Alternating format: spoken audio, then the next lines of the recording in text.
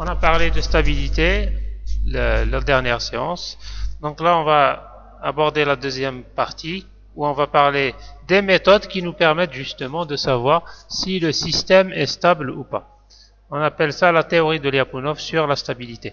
On va commencer par un rappel sur la stabilité des systèmes linéaires. Le résultat principal est le suivant.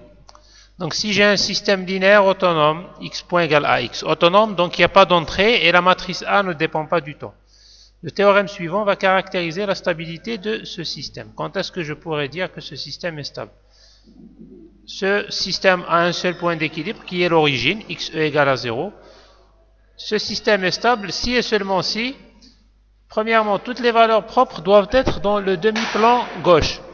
Leur partie réelle doit être inférieure ou égale à 0. Maintenant, si j'ai une partie réelle, lambda j, j'ai une valeur propre lambda i, qui est sur l'axe imaginaire, la partie réelle est égale à 0, de multiplicité algébrique QI supérieure ou égale à 2. La multiplicité algébrique, c'est le nombre de fois que la valeur propre se répète. À ce moment-là, on doit avoir le rang de A moins lambda I fois la matrice identité égale à n moins QI. N, c'est l'ordre du système, c'est le nombre de variables d'état.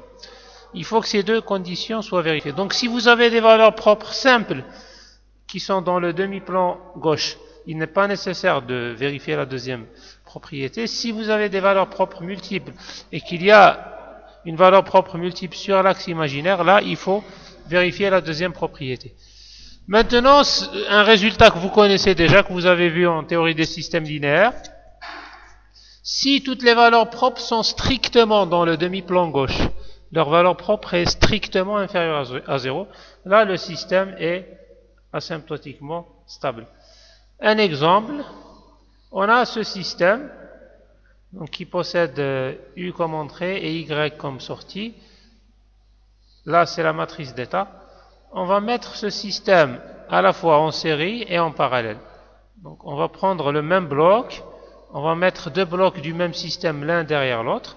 Après, on va les mettre en parallèle. Donc, les deux blocs auront la même entrée et leur sortie sera la somme des deux sorties.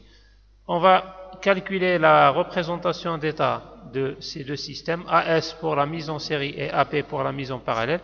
Je vous laisse ça à titre d'exercice. Donc, comment calculer cette représentation d'état, la mise en série et de la mise en parallèle. On va aboutir à une représentation d'état qui aura comme matrice d'état AP, qui a l'expression suivante pour la mise en parallèle, et AS, qui a l'expression suivante pour la mise en série. Alors, à première vue, les deux matrices sont identiques. Il y a un seul élément qui est différent, c'est celui-ci. Pour AS, ici on a un 1. Et pour AP, ici, on a un 0. Les autres éléments sont tout à fait identiques.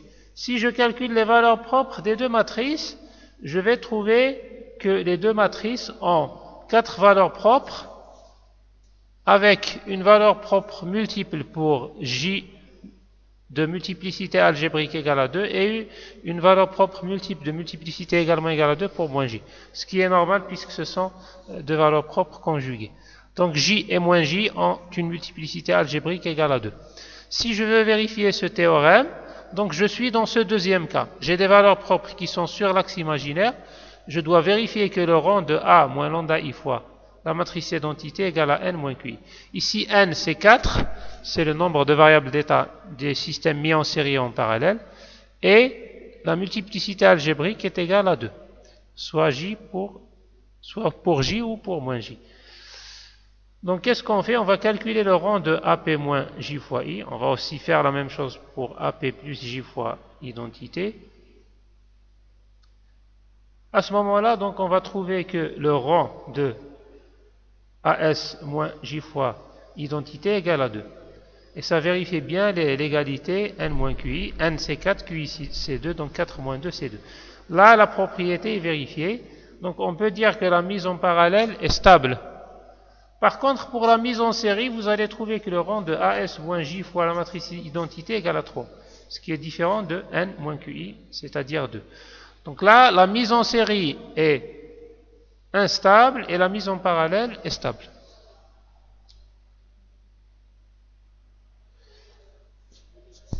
On va maintenant voir les deux méthodes de Lyapunov. La première méthode, c'est une méthode qui est basée sur le linéarisé tangent. On l'appelle la méthode locale. On l'appelle aussi la première méthode de Lyapunov. La deuxième méthode, c'est une méthode plus générale qui utilise directement le système non linéaire en utilisant une fonction V de l'état V de x qu'on appelle fonction candidate de Lyapunov. Et si elle vérifie certaines propriétés, on pourra dire que le point d'équilibre est soit stable ou asymptotiquement stable. On va commencer par la première méthode de Lyapunov, la méthode indirecte. Je rappelle la définition du linéarisé tangent. On a vu ça pour les systèmes d'ordre 2 au cours du deuxième chapitre. Là, c'est plus général. On a un système d'ordre quelconque avec n variables d'état, x point égale f de x, un système autonome bien sûr.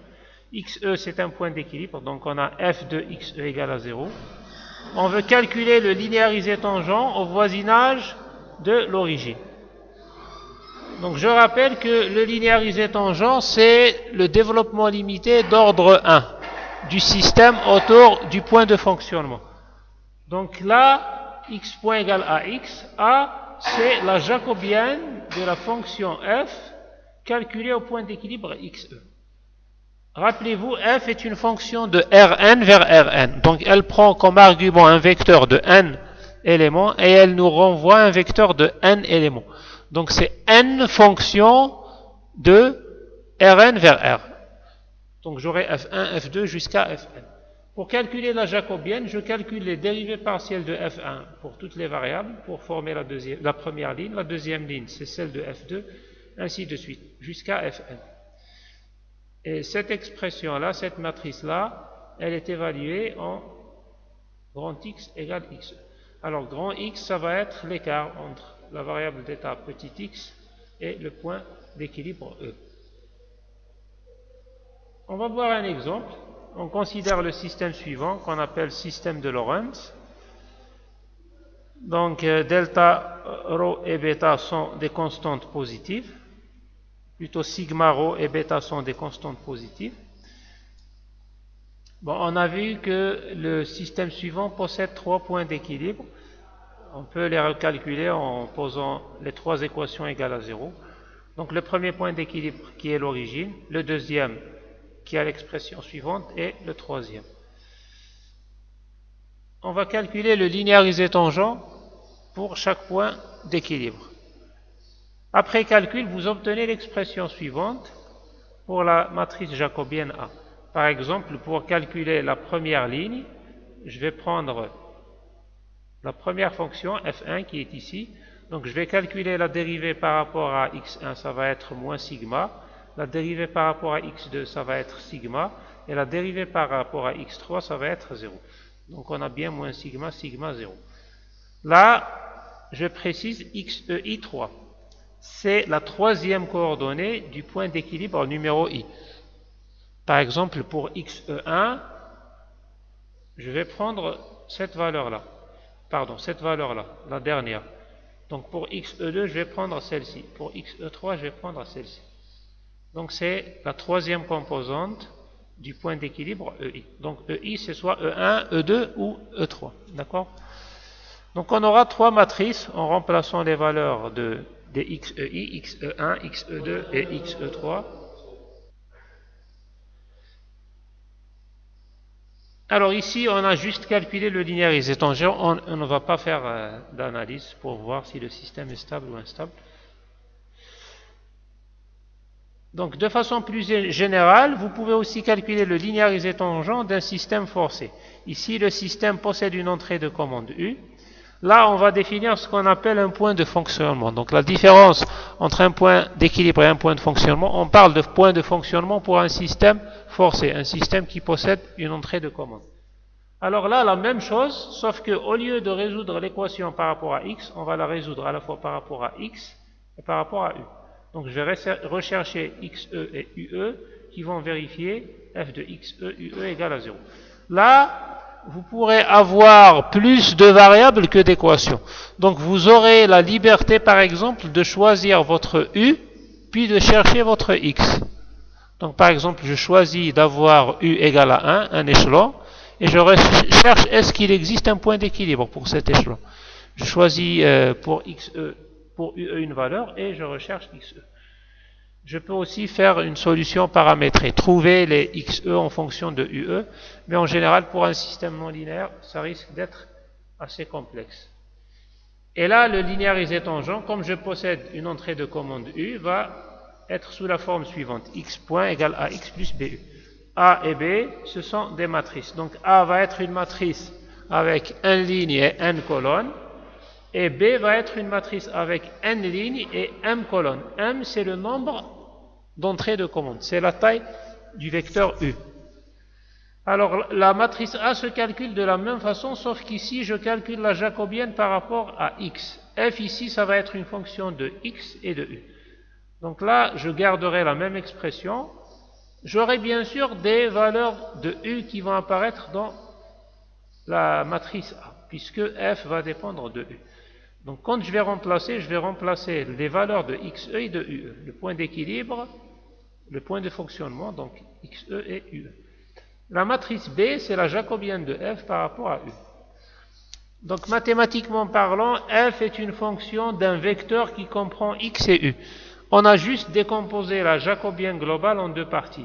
Une partie qui va contenir les dérivés par rapport à X et une partie qui va contenir les dérivés par rapport à U. Donc là, on a vu comment calculer le linéarisé tangent par rapport à un système forcé. On n'en aura pas besoin particulièrement pour ce cours, mais on pourra l'utiliser par la suite. Là, c'est le théorème principal qui nous donne la façon de vérifier la stabilité par rapport à un système non linéaire de façon locale. Donc, j'ai un système non linéaire, x point égale fx. Je suppose que l'origine est un point d'équilibre. Je calcule la jacobienne A, comme on l'a vu, au point d'équilibre x égale à 0, et je vais obtenir la matrice A, celle du linéarisé tangent. Je vais appeler grand lambda les valeurs propres de A. Donc, grand lambda, c'est l'ensemble des valeurs propres de A. Alors, l'ensemble des valeurs propres de A, maintenant, j'ai les trois cas suivants. Si toutes les valeurs propres sont à partie réelle strictement négatives, alors l'origine est localement asymptotiquement stable. Si il existe au moins une valeur propre qui est à partie réelle strictement positive, alors le point d'équilibre est instable. Maintenant, si toutes les valeurs propres sont dans le demi-plan gauche et qu'il existe au moins une valeur propre qui est sur l'axe des imaginaires, c'est-à-dire à partie réelle nulle, alors là on ne peut rien conclure. Donc le dernier cas s'appelle le cas limite. Je suis sur l'axe imaginaire et je ne sais pas, est-ce que je vais basculer vers la partie stable ou la partie instable? Là, avec la première méthode, vous ne pourrez rien conclure. Il faut utiliser la deuxième méthode de Lyapunov. Donc, ce qu'on peut dire par rapport à la première méthode de Lyapunov, c'est une approximation locale, puisqu'on a calculé le linéarisé tangent autour d'un point d'équilibre. Donc, elle ne permettra de conclure que sur la stabilité locale. S'il y a stabilité avec la première méthode, c'est une stabilité locale, puisque le linéarisé tangent, c'est une approximation locale du système non linéaire. Si la méthode de Lyapunov permet de conclure qu'un point d'équilibre est stable, donc ça sera toujours dans un voisinage du point d'équilibre, c'est la notion même de stabilité locale.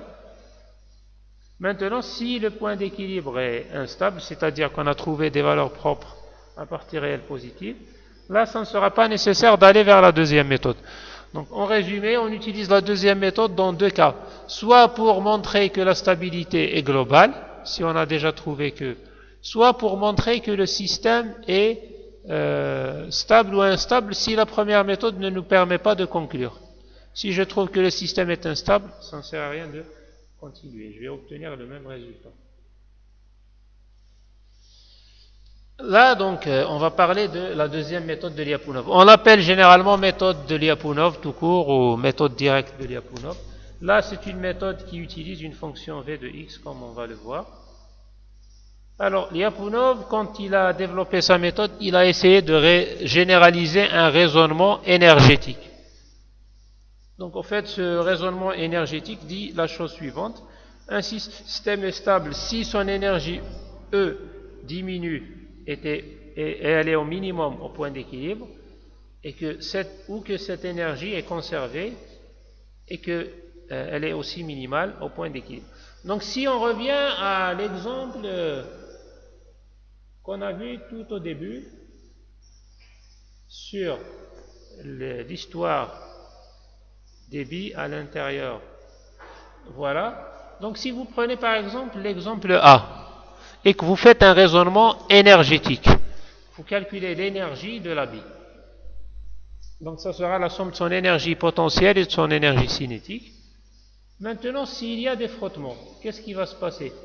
L'énergie va diminuer. Une partie de l'énergie mécanique va se dissiper avec les frottements et se transformer en chaleur. Et la bille va à la fois osciller et perdre son énergie jusqu'à ce qu'elle se stabilise à son point d'équilibre. Là aussi, on sait que l'énergie est minimale au point d'équilibre. Donc là, quand la bille descend, son énergie cinétique va atteindre un maximum et son énergie potentielle va atteindre un minimum. Donc là, l'énergie potentielle, elle est au minimum. Donc en résumé, si l'énergie diminue, la bille va se stabiliser. Maintenant, si je suppose que l'énergie est constante, il n'y a pas de perte, l'énergie mécanique est conservée. Ce qui va se passer, c'est que la bille va osciller indéfiniment. Là, il y a stabilité, mais il n'y a pas stabilité asymptotique.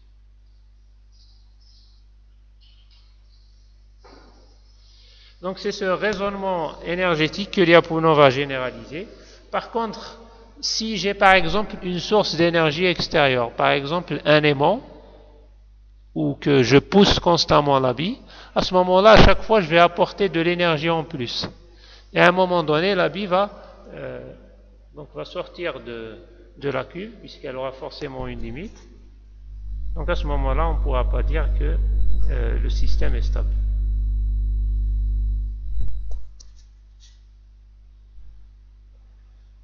On peut aussi considérer que c'est le cas si l'énergie est conservée mais qu'elle ne correspond pas à un minimum au point d'équilibre.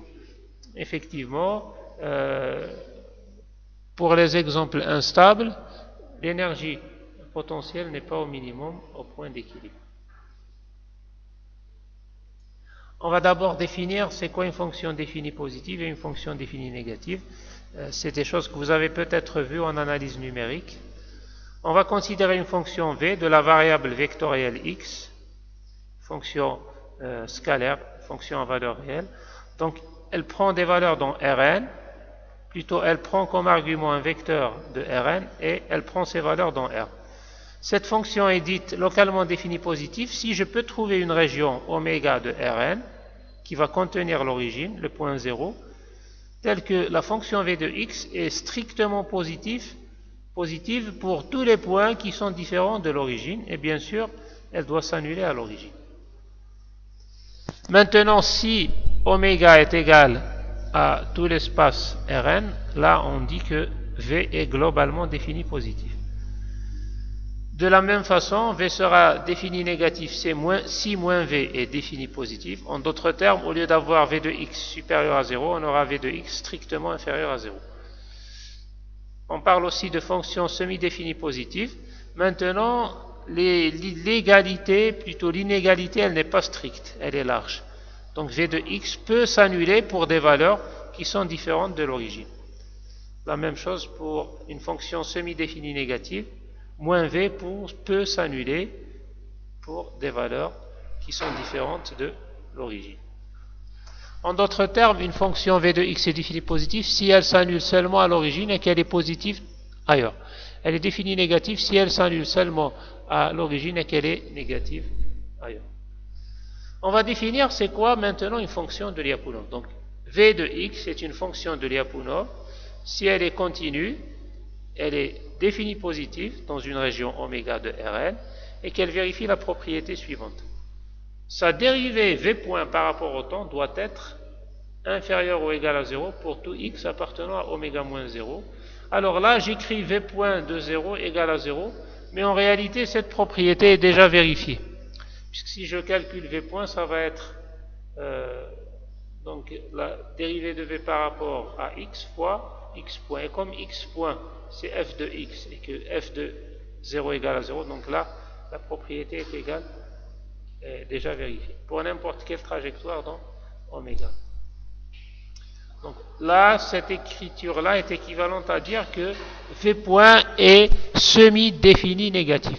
Donc V est une fonction de Lyapunov si elle est définie positive et sa dérivée semi-définie négative. Donc pour la dérivée, c'est semi-défini négatif. Donc finalement, une fonction de Lyapunov, elle vérifie les deux propriétés, comme je viens de le dire, V défini positive et V point défini négatif. Donc comme la fonction est définie négative, on aura V qui va être décroissante. Une fonction qui a une dérivée temporelle négative va être décroissante. Donc finalement, son énergie, ou la fonction V, va être une fonction décroissante en fonction du temps. Donc si vous représentez V en fonction du temps, vous aurez une fonction qui va décroître ou rester constante selon des paliers. Là, on va énoncer le premier théorème de Lyapunov sur la stabilité locale. Donc pour les théorèmes de Lyapunov de stabilité, on va voir la forme locale et la forme globale. Donc on considère toujours un système x point égal à x avec l'origine comme point d'équilibre. On va considérer que ce point d'équilibre est dans une région oméga de l'espace d'état. On va supposer qu'il existe une fonction v qui va de la région oméga vers Rn, qui est continuellement dérivable. Continuellement dérivable veut tout simplement dire qu'elle est dérivable et que sa dérivée est continue.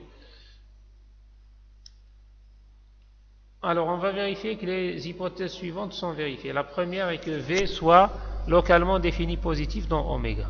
Comme on l'a vu précédemment, elle doit s'annuler à l'origine et être positive ailleurs. V point de x doit être semi-définie négative le long de toutes les trajectoires. Les deux premières conditions, elles sont équivalentes à dire que V est une fonction de Lyapunov. À ce moment-là, le point d'équilibre est stable.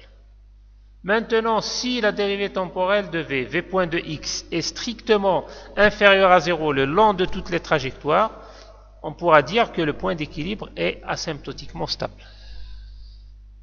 Donc, en résumé, qu'est-ce que je dois faire? Je dois trouver une fonction V. Cette fonction doit s'annuler à l'origine. V de 0 égale à 0. Elle doit être définie positive. Elle doit être toujours supérieure à 0, à part à l'origine où elle s'annule. Et sa dérivée par rapport au temps, V point de x, doit être inférieure ou égale à 0. Semi-définie négative. Maintenant, si j'arrive en plus à démontrer qu'elle est strictement inférieure à 0, sauf à l'origine où elle s'annule, là, je pourrais dire qu'il y a stabilité asymptotique. Donc, si c'est inférieur ou égal, c'est seulement stabilité. Si c'est inférieur strictement, c'est stabilité asymptotique. Là, on parle de stabilité locale.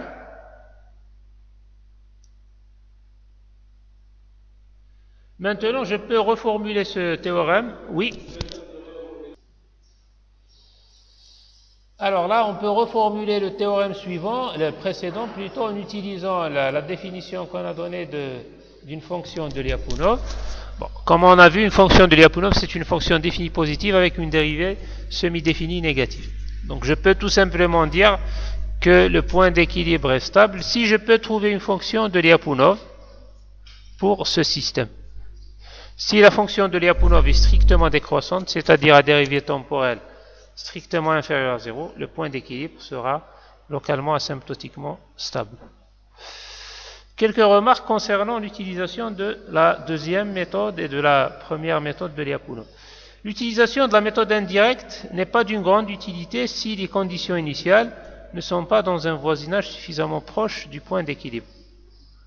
Donc, en d'autres termes, si j'arrive à démontrer que mon système est localement stable ou localement asymptotiquement stable et que j'ai des perturbations importantes, donc je risque de sortir de la zone où j'ai démontré ma stabilité. Et là, mon théorème ne sera pas utile. Par contre, la méthode directe de Lyapunov, c'est une méthode générale qui va permettre d'étudier la stabilité. Comme on va le voir, dans un domaine plus large, on pourra démontrer que la stabilité est globale. Donc là, on n'est pas aussi restreint à utiliser le système linéarisé tangent, puisqu'il n'est valable que dans un voisinage du point d'équilibre. Alors, comme on l'a dit au début, c'est aussi une formalisation mathématique d'un raisonnement énergétique. c'est la généralisation de ce qu'on a dit au début sur l'énergie, que si j'arrive à trouver une fonction qui ressemble à l'énergie du système, qui est positive, qui a un minimum au point d'équilibre et qui est décroissante ou constante, là je pourrais dire que mon système est stable ou asymptotiquement stable. Alors un deuxième théorème, cette fois-ci, qui parle de stabilité globale. Donc le système est globalement stable, si vous vous rappelez les définitions qu'on a vues au début, si, quel que soit le point initial, quel que soit le x0, l'endroit où je démarre, là je suis sûr de revenir asymptotiquement vers mon point d'équilibre. Donc je vais être à la fois attiré par mon point d'équilibre et je vais rester suffisamment proche de mon point d'équilibre. Je ne vais pas aller vers l'infini. Alors l'erreur à ne pas commettre, c'est de se dire que pour généraliser le théorème de la stabilité locale, il suffit de prendre le domaine oméga égal à l'espace θ.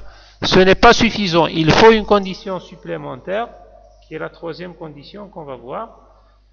Donc pour le système x point égale fx, avec le point d'équilibre x égale à 0, si j'arrive à trouver une fonction v de Rn vers R, là la fonction v ne va pas d'un domaine de Rn vers R, elle va de Rn. Donc elle est définie sur tout l'espace d'état, elle est continuellement dérivable. V est globalement définie positive sur Rn, elle ne s'annule qu'à l'origine et elle est strictement positive pour toutes les autres valeurs de Rn non nulles. Sa dérivée par rapport au temps est globalement définie négative, en d'autres termes, V point est strictement inférieur à 0, quelle que soit la valeur de Rn non nulle. Là, c'est la dernière condition qu'on doit rajouter. On dit que V est radialement non borné. La limite de V de x doit aller à l'infini quand le module de x va à l'infini. Alors là, le module de x peut aller à l'infini d'une infinité de façons. Ce n'est pas x1 qui va aller vers l'infini ou x2 qui va aller vers l'infini seulement, mais on peut trouver plusieurs combinaisons. Alors, le point d'équilibre est globalement asymptotiquement stable. Donc, il faut vérifier les trois conditions suivantes. Donc, le théorème de Lyapunov pour la stabilité locale est généralisé par ce théorème qu'on vient de voir, en rajoutant la condition supplémentaire, V doit être radialement non borné. Donc cette condition par rapport à la stabilité locale traduit le fait que les courbes de niveau sont fermées. Les courbes de niveau, une courbe de niveau, c'est une courbe que je vais tracer en vérifiant V de x égale à C. Je prends une valeur C quelconque et je cherche tous les points de l'espace d'état qui vont vérifier V de x égale à C. Donc pour une fonction qui est radialement bornée, si C est fini, je vais avoir une trajectoire qui est fermée. C'est un peu le cas, par exemple, des courbes énergétiques pour des systèmes mécaniques. Également une forme abrégée du théorème de Lyapunov pour la stabilité globale. Donc le système est globalement stable si je peux trouver une fonction de Lyapunov. Donc quand je dis fonction de Lyapunov, je sais qu'elle est définie positive avec une dérivée définie négative. Donc cette fonction doit être radialement bornée et elle doit être strictement inférieure à 0, puisque pour une fonction de Lyapunov, elle doit être inférieure ou égale à 0. À ce moment-là, le point est globalement asymptotiquement stable. On va voir un exemple. Je considère ce système x1 point égal à moins x1 plus x2 au carré, moins x2 moins x1 fois x2. Là, je vous donne la fonction candidate. Et je dois vérifier est-ce que mon système est stable, asymptotiquement stable, globalement ou localement. On calcule la dérivée temporelle de V. Alors, la dérivée temporelle de V, donc comme je l'ai dit, on vérifie aisément que V est définie positive, globalement, puisqu'elle ne s'annule qu'à l'origine, ailleurs elle est strictement positive. Si on calcule la dérivée temporelle, on va trouver l'expression suivante, qui est globalement définie négative. Et comme V de x est égal au module de x au carré, la limite de V de x est égale à l'infini quand le module de x tend vers l'infini. Les trois conditions du théorème de Lyapunov sur la stabilité globale sont vérifiées, donc on peut déduire que l'origine est un point d'équilibre globalement, asymptotiquement stable. Donc voilà pour la théorie de Lyapunov. Maintenant, on va juste énoncer un théorème qui parle de stabilité exponentielle. Rappelez-vous, la stabilité exponentielle est une propriété plus restrictive et qui donne de meilleures performances au système. Donc la stabilité exponentielle a une relation avec la vitesse de décroissance. Quelque chose qui est exponentiellement stable revient à l'origine avec une vitesse exponentielle. Le théorème est le suivant. Donc si vous avez une fonction f de x qui caractérise notre système x point égale fx, donc l'application elliptidienne, donc sur le point d'équilibre qui appartient à un domaine D de Rn. En plus de ça, donc on va trouver une fonction v de x qui soit continuellement dérivable et on doit trouver trois constantes, alpha, bêta et epsilon, de telle sorte à ce que v de x soit donc minoré et majoré par deux fonctions, alpha module de x puissance p et bêta module de x puissance p, et que la dérivée v point soit majorée par moins epsilon fois v de x. À ce moment-là, on peut dire que l'origine est exponentiellement stable. Maintenant, si les hypothèses sont vérifiées globalement, on peut dire qu'elle est globalement exponentiellement stable. Donc là, en fait, c'est utilisable quand vous définissez une fonction v de x en fonction du module de x. Donc pour l'exemple qu'on vient de voir, c'est faisable puisqu'on peut toujours exprimer v de x en fonction du module de x.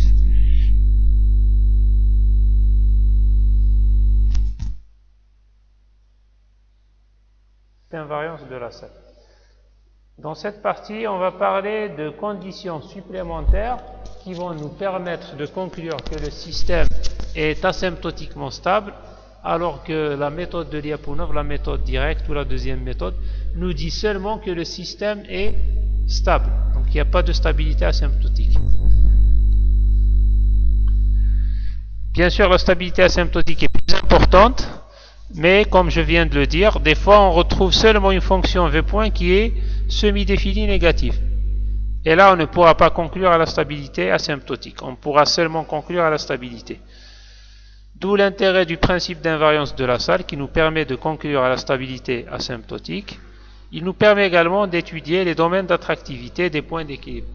Dans quelle région de l'espace d'état le point d'équilibre est attractif. On va commencer par quelques définitions.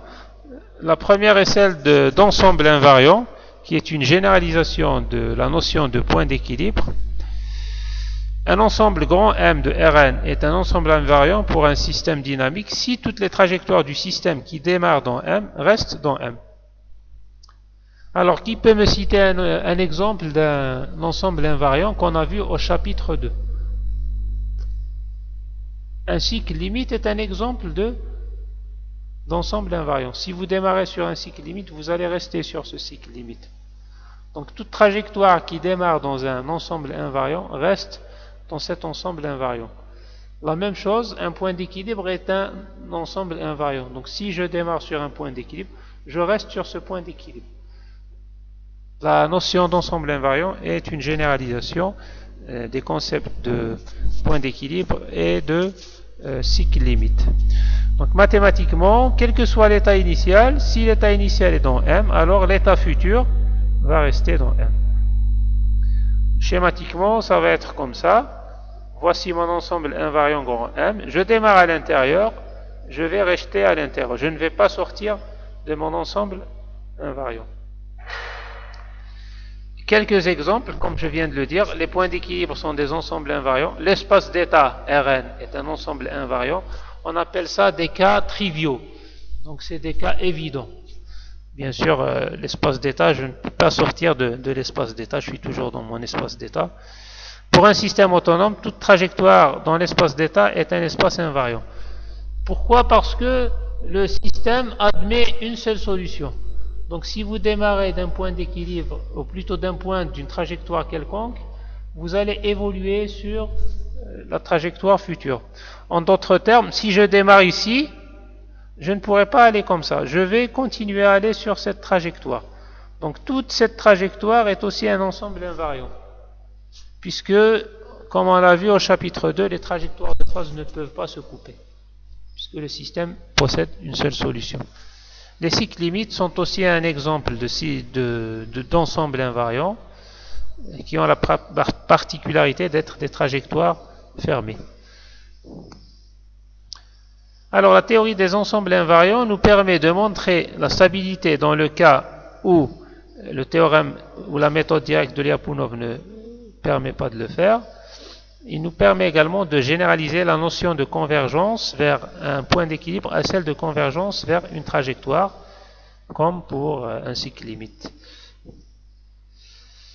Alors le théorème principal, c'est le théorème de Barbachine-Krasovsky-Lassalle. On considère le système x point égale fx avec f une fonction de R d'un domaine D de Rn vers Rn, un voisinage. On va supposer que f est continu. On va supposer qu'il existe un sous-ensemble de D, DC, qui est compact et invariant par rapport au système. Donc DC est un ensemble invariant par rapport au système x point égale fc, f de x. On va supposer qu'il existe une fonction scalaire v. Donc qui prend ses valeurs dans Rn à partir de valeurs dans DC, qui est continuellement différenciable et qui vérifie v point inférieur ou égal à 0. Donc v point est semi-défini négatif sur l'ensemble invariant DC. On va considérer un ensemble grand R qui est des éléments de DC qui annulent v point et M le plus grand ensemble invariant contenu dans R. Alors si l'état initial dans DC, la trajectoire future va rester toujours dans M. M, comme je l'ai dit, donc il a été défini ici, c'est le plus grand ensemble invariant contenu dans R. Donc on va voir ça schématiquement. Donc mon système est défini sur un voisinage D. À l'intérieur de ce voisinage, je vais trouver un ensemble DC. DC c'est un ensemble invariant par rapport à mon système. À l'intérieur de DC, je vais définir l'ensemble R. Ça va être l'ensemble de tous les X de DC qui vont annuler V. Donc R est à l'intérieur de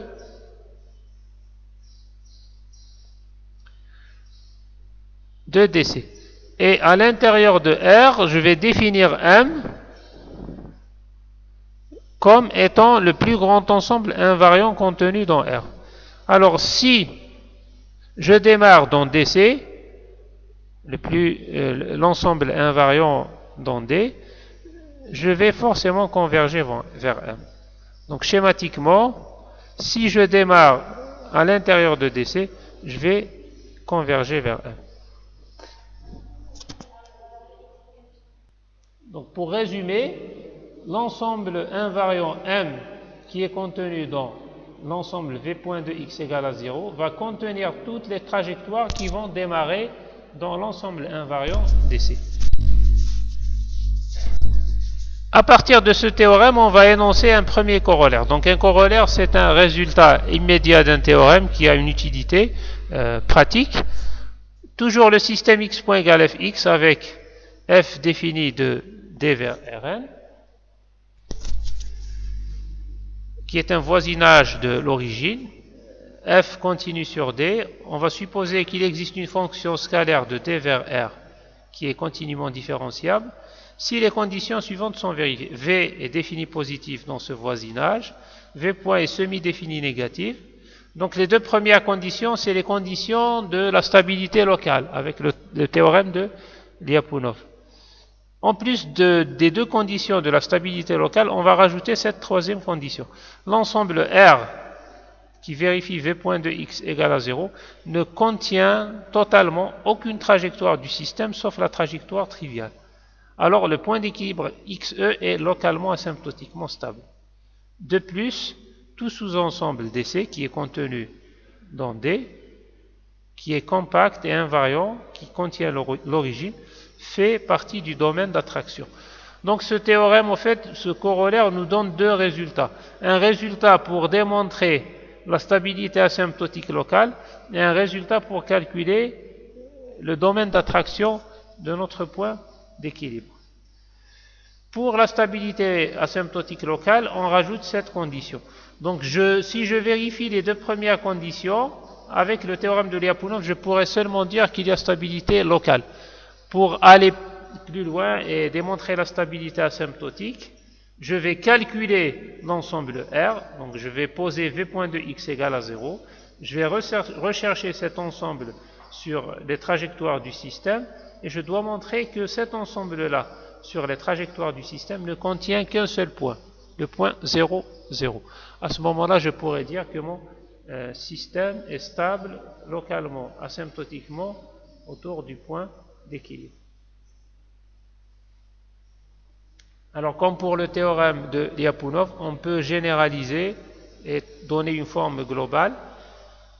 Donc, cette fois-ci, le système va de Rn vers Rn. On va supposer que f est continu. Et la fonction v va aller de d indice d vers R. Alors, elle est globalement définie positive et globalement semi-définie négative pour la dérivée temporelle. Aussi là, on a la condition où V est radialement non borné. Donc là, ce sont toutes les conditions de la stabilité globale, sauf pour celle-ci où on a V point qui est inférieur ou égal à 0. On doit donc calculer R, qui est aussi l'ensemble des X qui appartiennent à DC, qui vérifie V point égal à 0. Et on va considérer que M est le plus grand ensemble invariant contenu dans R. Alors toutes les trajectoires du système vont converger asymptotiquement vers cet ensemble invariant. Donc de même, on peut énoncer le corollaire suivant. C'est les mêmes conditions que le théorème précédent. Là, c'est les conditions du théorème de Lyapunov pour la stabilité globale, sauf que, comme précédemment, V point est inférieur ou égal à 0. Donc ce théorème est utilisable si vous trouvez que toutes les conditions sont vérifiées, mais que V n'est pas globalement définie négative. Elle est seulement semi-définie négative. À ce moment-là, vous allez rechercher cet ensemble où les trajectoires vont annuler V point de x et montrer que cet ensemble ne contient que l'origine. Vous pourrez alors conclure que le point d'équilibre est globalement asymptotiquement stable. Donc pratiquement la démarche est la suivante. Vous définissez ou vous cherchez une fonction V. Cette fonction doit être globalement définie positive avec une dérivée temporelle globalement semi-définie négative. Elle doit être radialement non bornée. Et puis on recherche cet ensemble-là, V point de x, le long des trajectoires du système, et on démontre que cet ensemble se réduit à l'origine. On pourra alors conclure que la stabilité est asymptotique globale. On va voir un exemple.